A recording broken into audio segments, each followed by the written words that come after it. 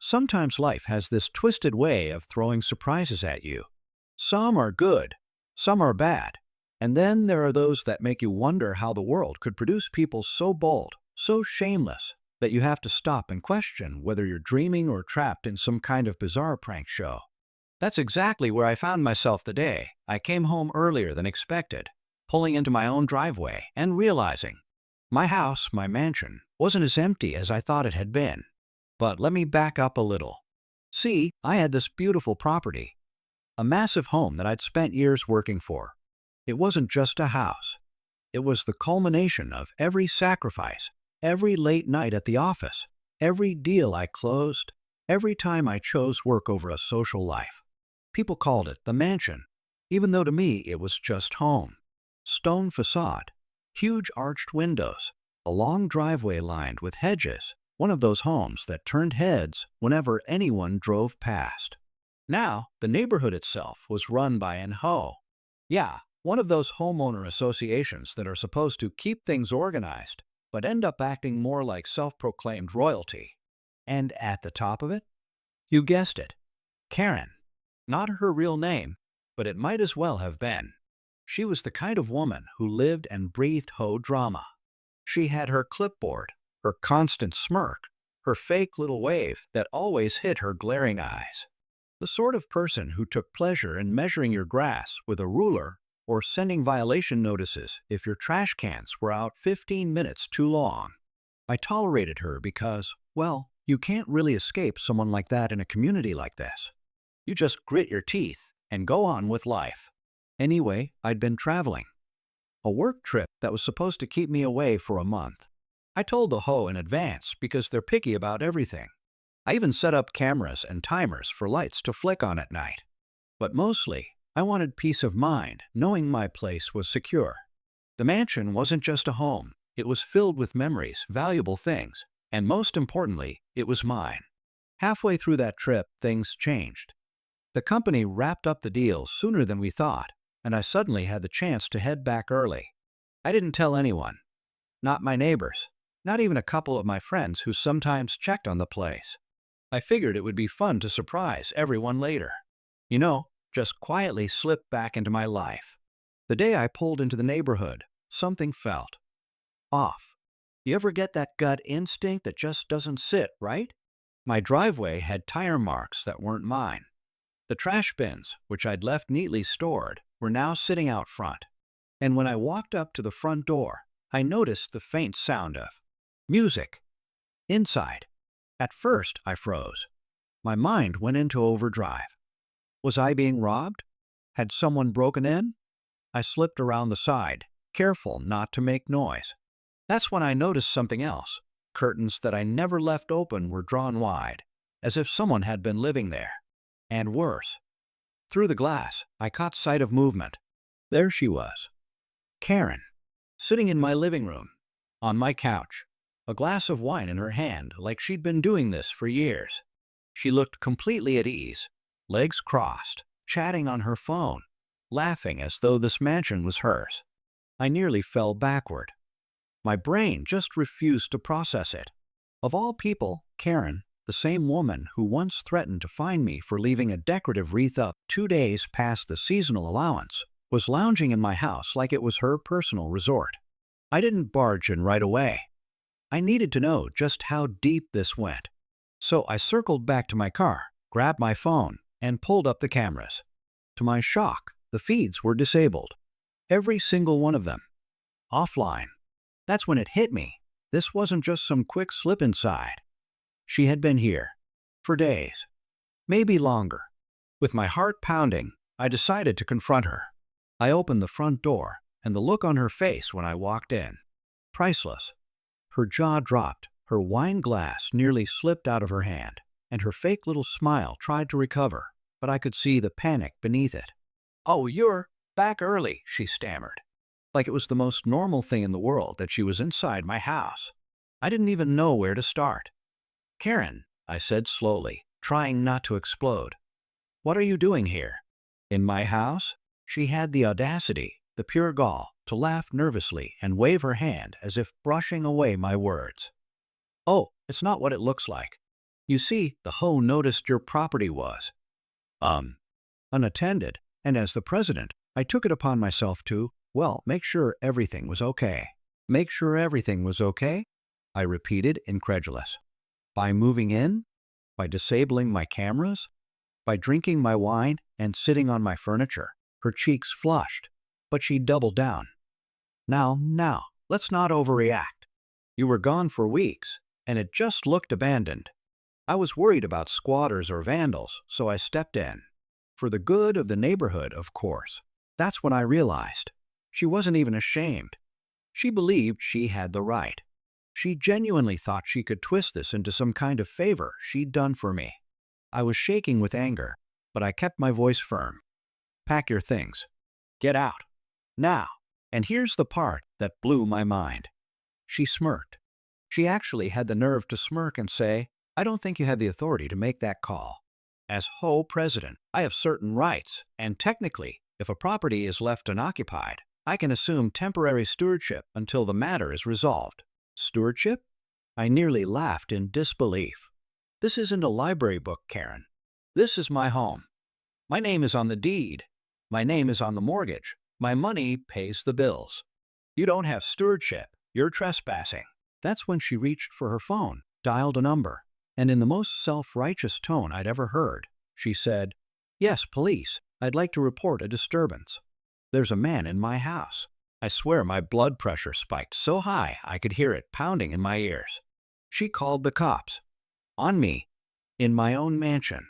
And as she gave them the address, my address, I realized this was about to spiral into something much, much bigger than just kicking her out.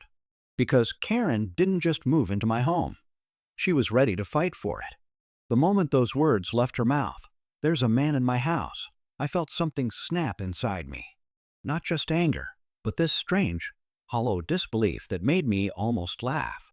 She was standing there in my living room, using my wine glass, sitting on my furniture, and had the audacity to call the cops on me. I watched her calmly give them the address, like she was the victim, like she was protecting her home from an intruder. And every second that ticked by, I knew this wasn't going to be as simple as telling the truth. Karen was clever. Dangerous clever. The type who had probably rehearsed this entire thing in her head. When she hung up, she set her phone down on the armrest and crossed her legs like nothing was wrong. They'll be here shortly, she said smugly, sipping her wine as if she hadn't just turned my entire life into a twisted nightmare. I stared at her. Do you hear yourself? You're trespassing. You've broken into my home. Do you understand the severity of what you're doing right now? Karen tilted her head, that fake sweet smile spreading across her face. You can keep saying that, but the truth is, you left this house unattended. And in this neighborhood, we take property security very seriously. If it weren't for me, this place could have been destroyed, vandalized, or worse, squatted in by someone less responsible. Less responsible? I echoed, my voice sharp. You've been living here, eating my food, drinking my wine, disabling my cameras. That's not responsibility. That's burglary. She didn't even flinch. I'm the HOA president. I have the authority to protect community assets. This house isn't just yours. It's part of the community. That's when it hit me. She was setting the narrative. She was preparing to spin this story to the cops, to the whole board, maybe even in court. And if there's one thing I knew about Karen, it was that she had friends. Loyal followers who thought she could do no wrong. So I did the only thing I could think of. I pulled out my phone and hit record. The camera blinked red as it captured everything, the wine glass in her hand, the smug expression on her face, and my words. Karen, for the record, you are sitting inside my house without permission, correct? Her eyes narrowed. Turn that off. I'm not turning anything off. You're trespassing. You're going to answer. She shifted, suddenly less comfortable. I told you I was protecting the house. By living in it? I pressed. For how long? Her lips tightened. She didn't answer. But the silence spoke louder than anything. I was shaking, not from fear, but from the sheer absurdity of it all. My entire body was buzzing with adrenaline. I paced the room, glancing at the front door, waiting for the inevitable knock. My mind ran through every possible scenario, every possible lie she might spin when the cops showed up. And then, 10 minutes later, the red and blue lights flickered across my windows. Two officers stepped out of the cruiser, adjusting their belts, walking up the driveway with that slow, deliberate stride of authority. My chest tightened. This was it. Karen jumped up, suddenly full of energy, and practically skipped to the door like she was welcoming old friends. "Officers, thank goodness you're here. This man broke into my home." My jaw nearly hit the floor. The boldness, the confidence, it was terrifying. The taller of the two officers turned to me. "Sir, is this your residence?" I pulled out my wallet so fast I almost tore it in half. "Yes, my driver's license. My name matches the address. This is my home." Karen scoffed from behind them. "Don't let him fool you. He probably printed that. I've been living here for weeks. The neighbors can vouch for me." I shoved my documents forward. "I have the deed, the mortgage, the utilities, all in my name. She's trespassing." The officers exchanged a glance, clearly caught in the middle of something bigger than they'd expected. One of them turned to Karen. "Ma'am, do you have any proof this is your residence?" Karen lifted her chin, oozing fake indignation. "Of course I do. I have my whole paperwork. I've been the acting steward of this house while it was abandoned. And the neighbors, they've seen me coming and going. I've been taking care of the place." I wanted to scream. Whole paperwork? Acting steward? None of that was legal. None of that made sense. But the calm way she said it, the practiced tone, it made me realize she'd been preparing for this confrontation long before I showed up. The shorter officer turned back to me. "Sir, can you show us that deed?" "Of course," I said, fumbling through my phone for the PDF I kept in my cloud files. I pulled it up, flashing the official document with my name, my address, my everything. "See? My home. Not hers." Karen stepped forward, her eyes blazing. "That doesn't prove he didn't break in. Anyone could have stolen documents. I've been here. Ask the neighbors.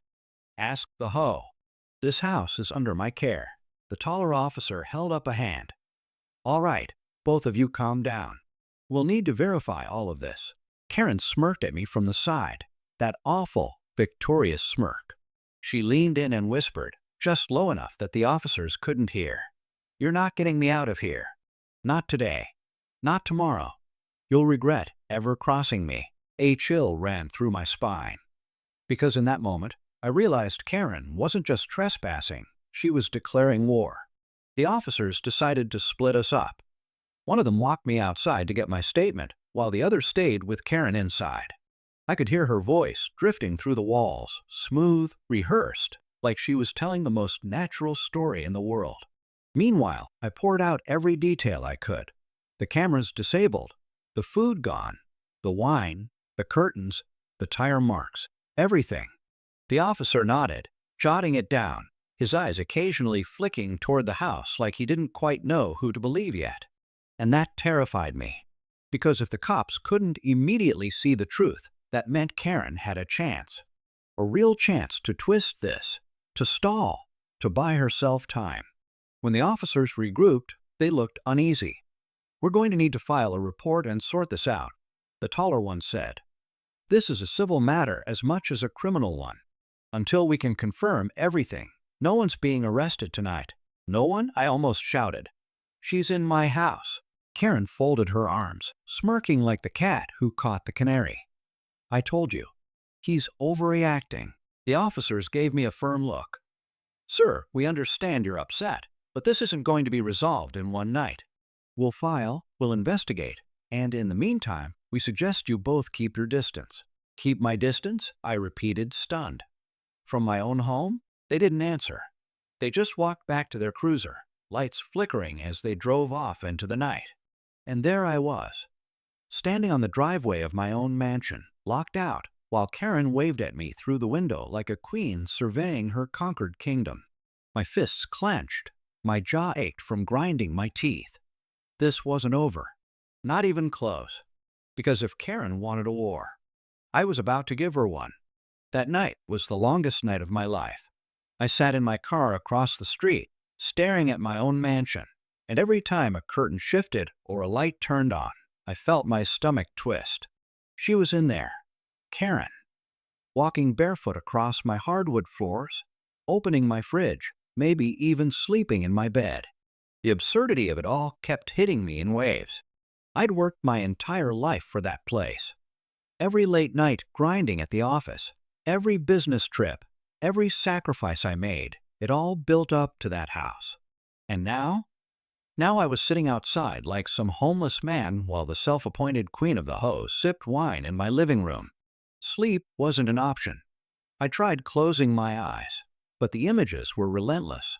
Karen's smug smile, the cops' indifferent shrug, the way she whispered that threat to me like she already knew how this would play out.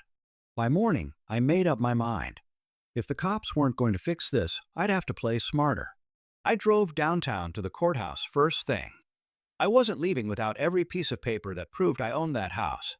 The deed, the mortgage, tax records, utility bills. I wanted a stack of proof so thick no one could question it. The clerk gave me a look when I requested certified copies of everything, but I didn't care. I needed ammunition. After that, I called a lawyer. Now, here's the thing. Most people don't know how messy property disputes can get, especially when you throw in an hoe. But I was lucky. I knew a guy. Mike. Sharp as a blade, meaner than a pit bull, and absolutely ruthless when it came to real estate law. I told him everything, and when I mentioned Karen's name, he actually groaned. "Oh God, not her," he muttered. "I've heard of that hoe. They've been sued 3 times in the last 5 years. She's a nightmare." That gave me some relief. At least I wasn't crazy. Other people knew exactly what she was. Mike agreed to take the case immediately. "But listen," he warned, "she's going to stall. People like her know how to play the game, delay, deny, distract. She'll call meetings, wave fake authority around, maybe even get other neighbors on her side. It won't be quick. I don't care if it takes months," I told him, gripping the phone so hard my knuckles turned white. I just want her out of my house. When I drove back to the neighborhood later that day, I noticed something that made my blood boil. Karen wasn't just staying inside anymore. She was parading. She was out on the front porch, lounging in one of my chairs with a book in her hand, sipping coffee from one of my mugs. She waved at neighbors as they passed, smiling sweetly, as though she belonged there. One of the neighbors even called out, "Looks like you're enjoying the place, Karen." And she laughed. She laughed like this was all some kind of vacation home. I gripped the steering wheel, fighting the urge to storm over and drag her out by her arm. But Mike's voice echoed in my head. "Don't do anything rash. Document everything." So that's what I did. I pulled out my phone and started recording again. Every little thing. The way she carried herself, the way she used my furniture, the way she looked at me across the street with that infuriating smirk. Later that night, I tried to re-enter. I thought maybe, just maybe, if I timed it right, I could slip in, catch her off guard, and reclaim my space. But when I walked up to the door, I realized she had actually changed the locks. My locks. On my house. I felt the rage crawl up my throat like fire. I rattled the doorknob, pounding once just to let her know I was there.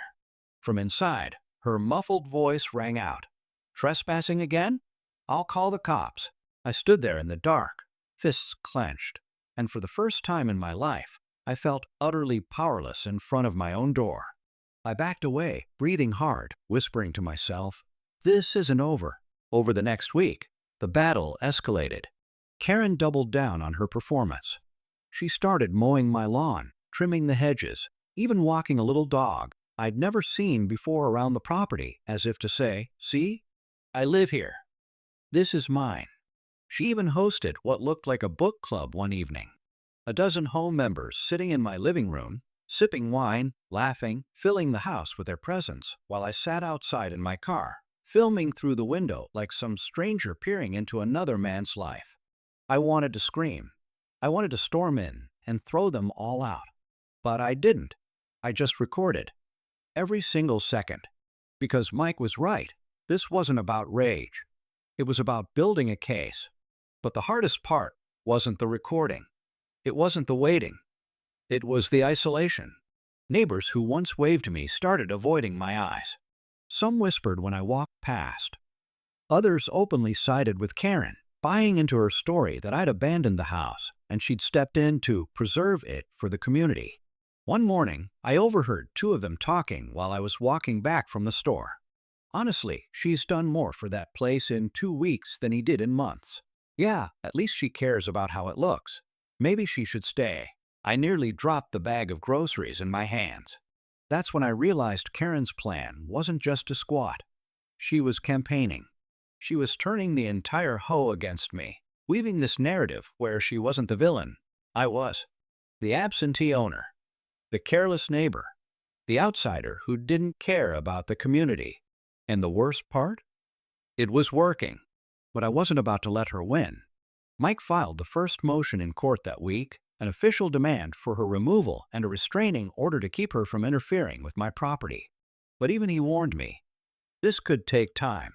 Judges don't move fast on these things, and she'll have every excuse ready. You've got to keep your cool. Cool. That word tasted like poison in my mouth. Because every night I drove past my mansion, watching Karen's shadow move across the curtains, I could feel something boiling inside me, a rage I'd never known before. And I promised myself, sooner or later, Karen was going to learn what it felt like to lose everything she thought she controlled. If you've ever dealt with an HOA, you know they love paperwork. They love rules, bylaws, and clauses written so vaguely they can twist them any way they want. And Karen? She wasn't just playing the HOA game. She was the HOA game. The week after Mike filed the motion, I got the notice. A formal letter stamped with the HOA seal slid right under my windshield wiper as though it were some parking ticket. It read, Violation Notice, Abandonment of Property. HOA reserves right to secure, maintain, and occupy property deemed neglected or deserted for the well-being of the community. And at the bottom, Karen's signature, scribbled like some royal decree. I crumpled the letter so hard my knuckles cracked. Abandonment. She was really pushing this narrative, wasn't she? The fact that I was literally standing in the driveway reading it didn't matter. To her, to the HOA, to the neighbors, it was all about appearances. And the appearance was that Karen was the hero swooping in to protect the mansion. That night, I saw it firsthand. They held an HOA meeting. Usually, those meetings were in the clubhouse at the edge of the neighborhood. But this time, Karen hosted it right in my living room. I stood across the street, recording the whole thing on my phone as cars lined the driveway. People carried snacks and drinks through my front door, and Karen greeted them with open arms. My chandelier glowed above their heads while they sat in my chairs around my table, laughing, gossiping, sipping wine. And then Karen stood up, holding her clipboard like a gavel. I couldn't hear every word, but through the window I caught enough to piece it together. Neglectful ownership, community stewardship, temporary authority, preservation of value. Her voice carried, smooth and confident, weaving this elaborate story where she wasn't a trespasser, but a savior. And every time someone nodded or clapped, I felt another nail drive into the coffin she was building for me. I wanted to storm in and shout the truth. I wanted to wave my documents in their faces and remind them whose name was on the deed. But Mike's warning replayed in my head. Don't. She wants you to lose your temper. She wants you to look unstable. So I stood there in the dark, my fists trembling, recording every smug smile she gave, every approving nod from the board members, every second of my life being stolen right in front of me. The next morning, the whispers started. Did you hear? Karen's practically running that place now. Honestly, it's better for the community. Maybe he shouldn't have bought such a big house if he can't take care of it. I wanted to shout at them, to grab them by the shoulders and shake the truth into their heads. But it wouldn't matter. Karen had poisoned the well. She'd turned perception into reality, and in the world of HOA politics, perception was all that mattered. Mike tried to reassure me. Don't worry. The paperwork speaks louder than gossip. Judges look at facts, not rumors. But I couldn't shake the feeling that Karen wasn't just trying to squat. She was trying to erase me, to rewrite the story so thoroughly that by the time I got the house back, The neighbors wouldn't even remember it was mine. And then, as if to hammer the point home, I came by one afternoon to find a for sale sign staked in my front yard. I froze on the sidewalk, staring at it. The bold red letters, the realtor's name I didn't recognize, the number to call for inquiries. Karen was selling my house. I stormed up to the door, pounding hard enough to rattle the frame. She opened it, leaning casually against the door like she'd been expecting me. "Ah, you noticed," she said smoothly, her eyes glittering with mischief. "What the hell is that?" I demanded, pointing to the sign. "Future planning," she replied, her tone calm, almost bored. "If you're going to abandon property, the HO has the authority to repurpose it for the good of the community. And frankly, this mansion could do a lot more good if it belonged to someone who actually cared." My voice cracked with fury. "This isn't just illegal. It's insane. You're not selling my house." She smiled sweetly, stepping closer until her perfume hit me like poison. "Oh, but I already have interest. A few families have reached out. Big house, big value. You'd be surprised how fast things move when you're not around to stop them." I took a deep breath, fighting every instinct to scream. Instead, I held up my phone, recording her face. "Say it again. Tell the camera what you just told me." Her smile faltered for just a moment before she turned and slammed the door in my face. I stood there, shaking, the weight of everything pressing down on me. She wasn't bluffing anymore. She was escalating. And if I didn't fight back harder, I could lose more than just the house. I could lose everything I'd built my life on. So I made a decision. If Karen wanted to play dirty, I'd play smarter. That night, I pulled out every trick I had. Copies of documents, photos of her squatting, videos of her hosting meetings, recordings of her admitting to trying to sell the place. I organized it all into folders, labeled and ready for Mike to use in court. But I also did something else, something a little less legal. I started digging. Karen liked to present herself as squeaky clean, the perfect image of suburban authority. But nobody's perfect. And if she was bold enough to try stealing my mansion, I knew deep down I wasn't the first person she'd tried something like this with. It was time to find out just how dirty Karen's hands really were. When I said I was going to dig, I meant it. And when I dig, I don't stop until I hit something sharp enough to cut through stone. Karen wanted to play games with HO rules? Fine. I'd play games with the truth. And truth has a nasty way of coming to the surface when you start prying in all the places people don't expect you to look. The first place I started was online. Not the casual, let me look at her Facebook pictures kind of search. No, I went deeper. Property records, court databases, news archives, home meeting minutes that were supposed to be public, but buried under a dozen links no one ever bothered to click. And let me tell you, Karen's fingerprints were everywhere. The first bombshell came from an old HO newsletter I found buried in the county archives. 5 years ago, Karen had been accused of misusing HO funds. Thousands of dollars supposedly spent on community landscaping, but mysteriously funneled into a contractor whose last name just happened to match her maiden name.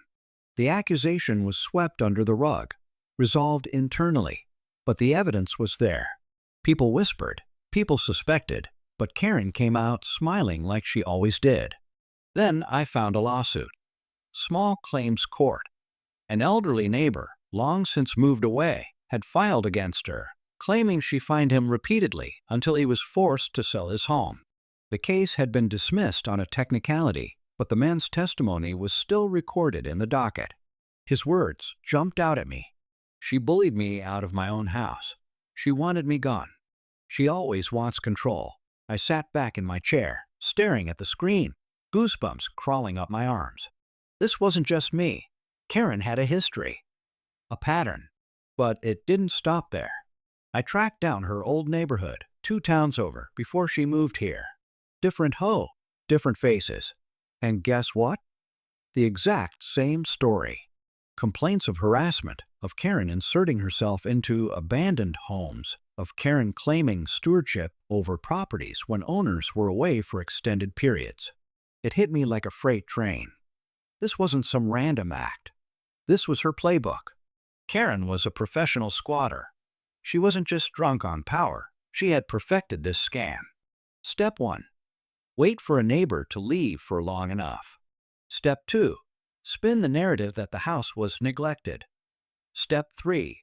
Move in, claim HOA authority, and start reshaping the story until even the police didn't know what to believe. And the worst part? She'd been getting away with it for years. The realization lit a fire under me. For the first time since I walked into my mansion and found her sipping wine on my couch, I felt something I hadn't in weeks. Hope. Because now I wasn't just fighting for my house, I was exposing her entire operation. But digging through documents wasn't enough. Paperwork proved patterns, sure, but what I needed was personal testimony. Stories. People who had suffered under her thumb. So I did something I never thought I'd do. I started knocking on doors. At first, the neighbors were hesitant. Nobody likes to talk bad about the HOA president, especially when she's known for retaliation. But once I told them what she was doing in my mansion, once I showed them the video of her smirking at me while hosting meetings in my living room, the dam started to crack. One neighbor, a middle-aged woman with tired eyes, leaned against her doorway and whispered. She did something similar to my sister. Find her every week for stupid things, trash bins, paint color, lawn height, until she couldn't take it anymore. She sold her house for cheap just to get away. Another man admitted. She threatened to tow my car once because it was parked in my own driveway overnight. Said it lowered the aesthetic value of the neighborhood. I paid the fine because I didn't want trouble, but I knew it was bogus. Piece by piece, the puzzle came together. Karen wasn't a leader. She was a predator. She fed off fear, intimidation, and technicalities, twisting rules until people bent to her will. And now she thought she had me in her web. But I wasn't going to be just another victim.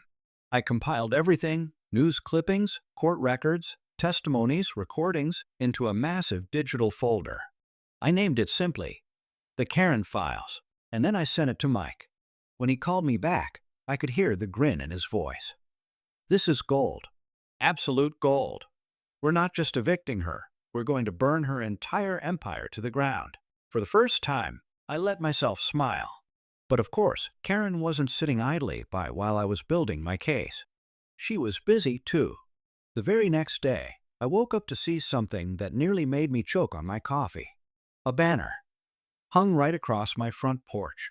HOA Community Resource Center. She had turned my mansion into some kind of headquarters.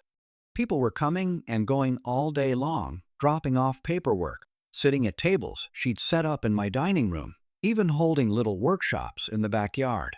I recorded it all, but inside, I was boiling. She wasn't just squatting anymore. She was branding my house, rebranding my identity. One neighbor actually stopped me on the sidewalk and said, "Hey, it's really nice of you to let Karen use your place for the community. Shows you care." I wanted to scream. I wanted to grab him by the collar and shout, "She stole it." But I bit my tongue, because every outburst would play into her hands. That night, I sat in my car again, watching through the windows as Karen laughed with her little circle of board members. And I swore to myself, this ends soon. Because while Karen thought she was writing the story of a careless owner and a heroic HOA president, I was writing another story, one that ended with her exposed, humiliated, and stripped of every ounce of power she'd ever stolen. And I wasn't going to stop until the whole neighborhood knew the real Karen. The thing about information is that it's like a weapon. You can't just swing it wildly, or you'll end up cutting yourself.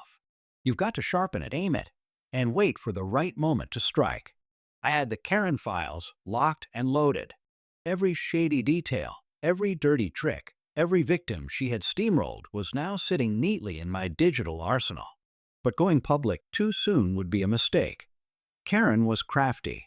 If I hit her with everything at once, she'd spin the narrative, call it a smear campaign, and somehow convince people I was the villain. No, I had to bleed her power out slowly, one cut at a time. The first cut came at the next HOA meeting. And yes, you guessed it, she held it in my mansion again. I walked in late, deliberately, carrying a thick folder under my arm.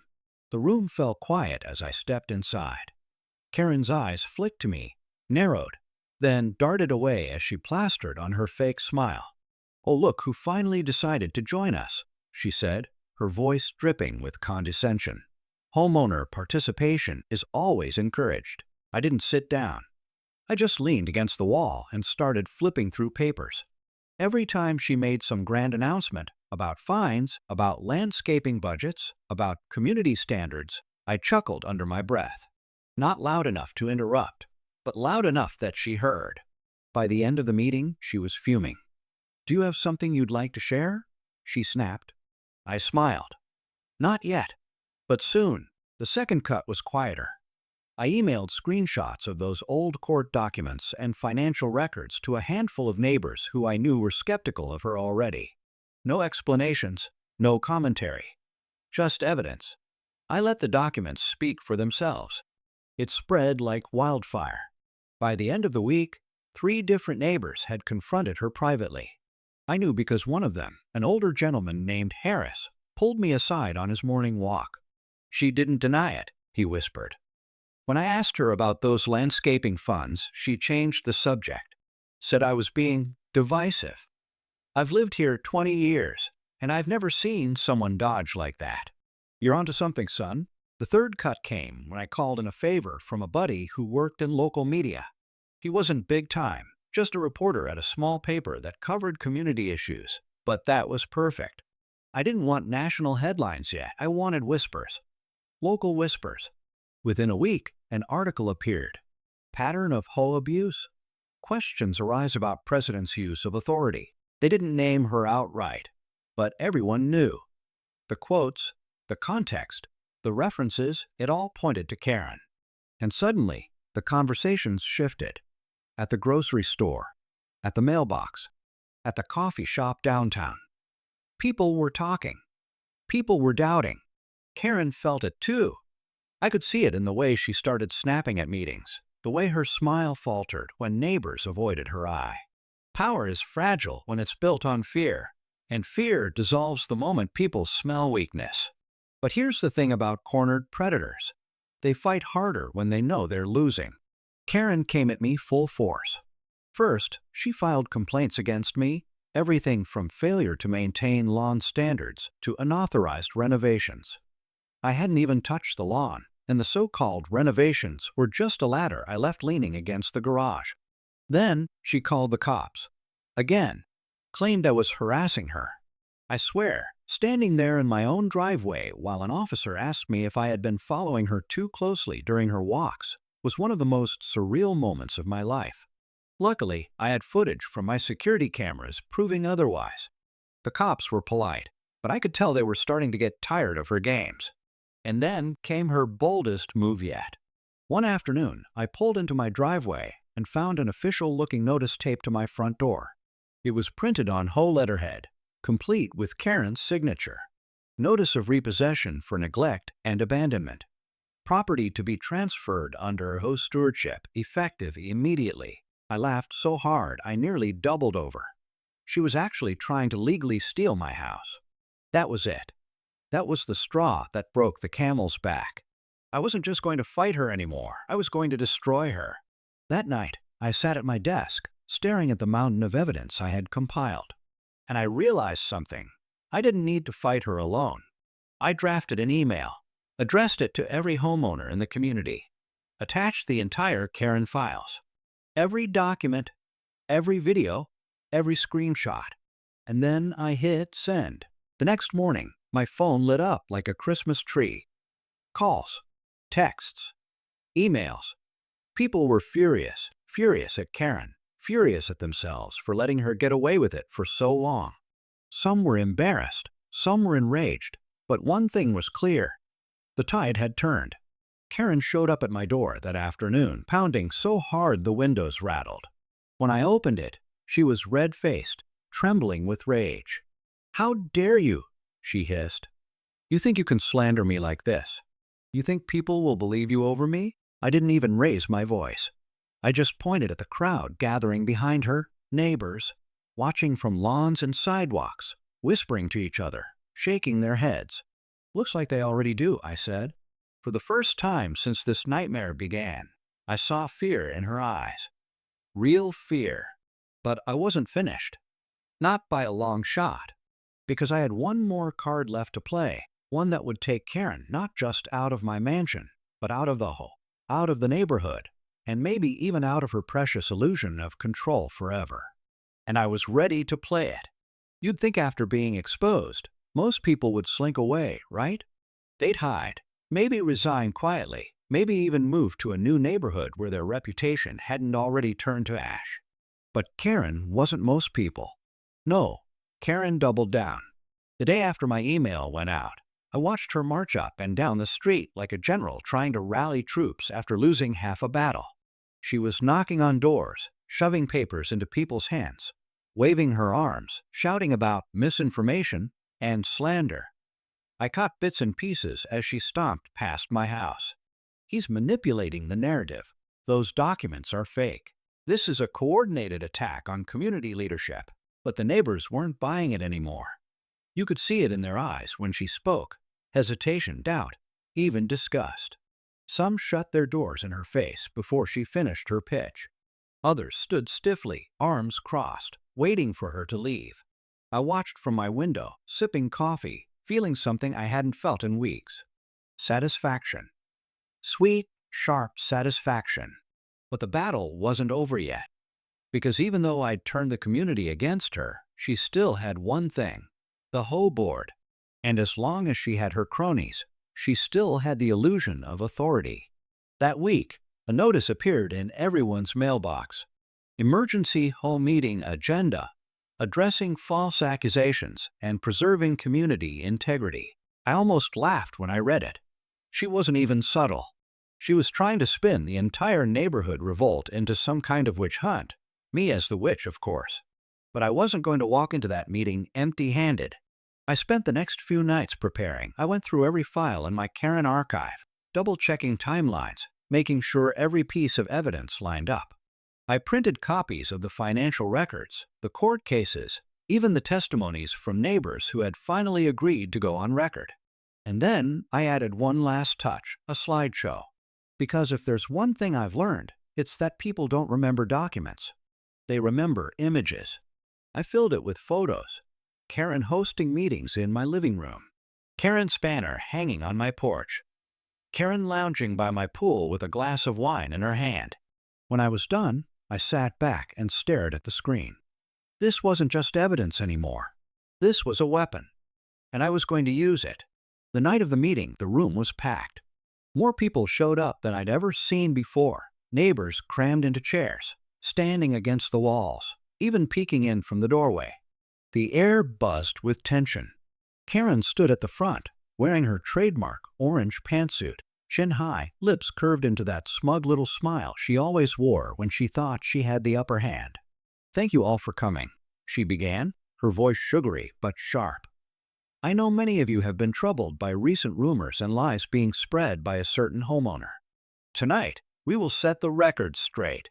She gestured to a table beside her where 3 board members sat stiffly, avoiding eye contact with the crowd. Her yes men, or maybe yes cowards. She launched into a speech, long, rambling, full of self-praise and victimhood. According to her, she was the brave leader being attacked by a malicious troublemaker. Me. She painted herself as the savior of the neighborhood, the guardian of order, the only thing standing between us and chaos. I let her talk. I let her dig herself deeper, every word tightening the noose she didn't even realize she was hanging around her neck. Finally, she turned toward me. "Would you like to defend yourself?" she asked sweetly, though her eyes burned with fury. I stood slowly, folder under my arm, and walked to the front. My heart was pounding, but my voice, when it came, was steady. "Actually," I said, "I'd like to let Karen defend herself."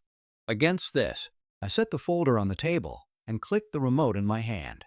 The projector hummed to life, casting the first image onto the wall. A photo of Karen in my living room, feet propped up on my coffee table, glass of wine in hand. Whole paperwork spread around her. Gasps rippled through the room. "Here's your HOA president," I said calmly. "Living in my house while I was away. Hosting meetings, throwing parties, calling it a community resource center." I clicked again. The next slide appeared. The banner stretched across my porch, declaring my mansion and HOA facility. She claimed I abandoned my property. She told the police it was under stewardship. But here's the truth: she was squatting in my home. For 2 weeks, Karen leapt to her feet. "Those are doctored," she shrieked. "He's manipulating." I held up a hand. "Quiet, Karen. We're not finished." Click. The next slide showed a screenshot of the old financial records, the ones linking HOA funds to her cousin's landscaping business. 5 years ago, she funneled money to her own family under the guise of community projects. Click. A court docket. She bullied an elderly man until he had no choice but to sell his home. Click. A quote from another HOA, her old neighborhood, describing her pattern of harassment. This isn't just my story. This is her story. This is who she is. The room was silent except for the clicking of the slides. Each image hit like a hammer. Each document like a nail in her coffin. By the time I finished, Karen was shaking. Her face was pale, her lips trembling. She looked around the room, desperate for support, but all she saw were cold, accusing eyes. Finally, one of the board members cleared his throat. "Karen, is this true?" She stammered, sputtered, tried to spin it, but the words wouldn't come. She knew it. We all knew it. The crowd erupted. Voices shouting, demanding answers, calling for her resignation. Someone shouted, "You're done, Karen." Another yelled, "Get out of our neighborhood." Karen tried to shout back, tried to regain control, but the tide had turned completely. She wasn't the predator anymore. She was prey. The board members exchanged nervous glances. And then, to my shock, one of them spoke. I moved to remove Karen from the board effective immediately. The other two hesitated, but the room was roaring, demanding justice. Finally, they nodded. It was over. Just like that. Karen's face twisted in rage. She pointed at me, spitting venom. "You think you've won? You think this is over? You'll regret this." But her voice was drowned out by the crowd. People were standing, clapping, cheering. For me, for themselves, for finally being free of her grip. She stormed out, slamming the door so hard the walls rattled. And just like that, the nightmare was over. Or at least, it should have been. Because as I stood there, soaking in the relief, I felt a strange unease. Karen wasn't the kind of person who just disappeared quietly. She was the kind of person who plotted, who schemed, who waited for the perfect chance to strike back. And though I had won the battle, I couldn't shake the feeling that she wasn't finished with me yet. Not by a long shot. I thought it was over. I thought after that meeting, after the projector slides, after the board's vote, after the neighborhood finally saw her for who she really was, that Karen would disappear. That she'd pack up her orange pantsuit and her fake smile and crawl back under whatever rock she came from. But Karen wasn't wired that way. People like her don't accept defeat. They don't admit they're wrong. They don't vanish quietly. No, they burn, they scratch, they claw until the very last ember of power fizzles out in their hands. And that's exactly what she tried to do. The morning after her removal, I woke up to a noise outside, like paper being slapped against wood. When I opened my front door, I saw it. Flyers. Dozens of them. Taped to my walls, my windows, even my mailbox. Each one had the same headline in bold black letters. Neighborhood warning. Dangerous man among U.S. Below it, a blurry photo of me, snapped without my knowledge, walking to my car. Underneath, a list of accusations. Aggressive. Harasser. Manipulator. Trespasser in his own home. My blood ran cold. Karen had lost her crown, but she wasn't done swinging. She was trying to turn me into the villain again, painting me as some unstable maniac. I tore the flyers down one by one, my hands trembling with rage. Neighbors came out, saw what she'd done, helped me rip them off. Most shook their heads in disgust. Some muttered curses under their breath. "She's unhinged." One woman whispered. "She's desperate," another said. But even as they helped me, I couldn't shake the feeling in my gut. Karen was escalating. Sure enough, the next week, The cops showed up again. This time, they said she had filed for a restraining order against me, claimed I was stalking her, threatening her, making her fear for her safety. I laughed when they told me, not because it was funny, but because of the sheer audacity of it. Me? The guy who had done nothing but defend his own house? But the officers weren't laughing. "We're just here to inform you. The court date is in 2 weeks." I realized then that Karen wasn't just playing games anymore. She was trying to drag me into legal hell. If she couldn't win with power, she'd try to bury me in lawsuits, restraining orders, complaints, whatever she could file to make my life miserable. I'll admit, for a moment, I felt that old fear again. That sinking weight in my chest, that gnawing doubt whispering, what if she wins? What if the court believes her lies? But then I remembered something. I wasn't the same person I'd been at the start of this nightmare. I wasn't isolated. I wasn't helpless. I had the files. I had the neighbors. I had the truth. And I was going to fight. The court date came. I walked in with a stack of evidence so thick it looked like I was hauling a small library. Karen was already there, sitting smugly at the plaintiff's table, a stack of papers in front of her that looked suspiciously thin. The judge entered, and the hearing began. Karen went first. She spun her tale with the same syrupy tone she always used when she was trying to sound like the reasonable one. She said I had harassed her, followed her, made her feel unsafe in her own neighborhood. She even had a few photos, me walking past her house, me sitting in my car across the street, never mind that I lived across the street. The judge listened, nodding, taking notes. Then it was my turn. I started with the basics. Proof of ownership of my home, security footage showing her hosting meetings in my living room, police reports where she falsely accused me of harassment. The judge's eyebrows went up. Then I pulled out the big guns. The financial documents, the court dockets from her past cases, the testimonies from neighbors. I even had a signed letter from the elderly man she'd bullied years ago, thanking me for finally standing up to her. Slide by slide, page by page, I dismantled her story. By the time I was done, Karen wasn't smirking anymore. She was pale, sweating, her hands trembling as she shuffled her papers. The judge leaned back, steepling his fingers. "Ms. Karen, do you have any response to these allegations?" She opened her mouth, but nothing came out. Just a strangled squeak. The judge sighed. Restraining order denied. Furthermore, based on the evidence presented, I am referring this matter to the district attorney's office for further review. Misuse of HOA funds, fraudulent activity, and harassment are serious allegations. The gavel came down with a sharp crack. Karen flinched like she'd been shot. It was over. Not just the HOA. Not just the neighborhood. Karen was staring down real consequences now. When we walked out of that courtroom, she didn't look at me. She didn't scream or threaten. She just kept her head down, moving quickly, like a shadow trying to slip away before the light caught her. But the light had already caught her. News spread fast. Local reporters picked up the court ruling, splashing her name across headlines. Former HOA president under investigation. Community leader accused of fraud. Her reputation wasn't just bruised, it was obliterated. Within weeks, her house went up for sale. Rumor had it she was leaving town. Some said she was moving in with family 2 states away.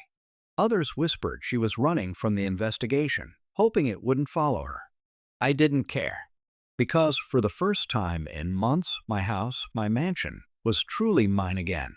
No banners on the porch, no strangers holding meetings in my living room, no orange-suited tyrant marching across my lawn. The first night I slept in my bed again, I lay there staring at the ceiling, listening to the silence. No footsteps, no voices, no laughter that didn't belong. Just peace. And you know what? I realized something. This whole ordeal, it wasn't just about Karen. It wasn't even just about the hoe. It was about standing up for yourself when someone tries to take what's yours. About refusing to let fear control you. About fighting back, even when the odds are stacked high and the system seems rigged. Karen thought she could rewrite my story. She thought she could waltz into my life, take my home, and convince the world I was the villain. But in the end, All she did was expose herself. And me? I walked away stronger. Now, whenever I see a for sale sign go up in the neighborhood, I smile. Because I know that no matter who moves in, they'll never face another Karen here again. Not while I'm around. And if I ever hear the words "Ho President" uttered in the same breath as manipulation or abuse, you better believe I'll be the first one knocking on doors, gathering files, making sure no one else goes through what I did. Because once you've stared down at Karen and won, you don't just forget. You don't just move on. You carry that fire with you. And you make damn sure no one ever steals your home, your peace, or your story again.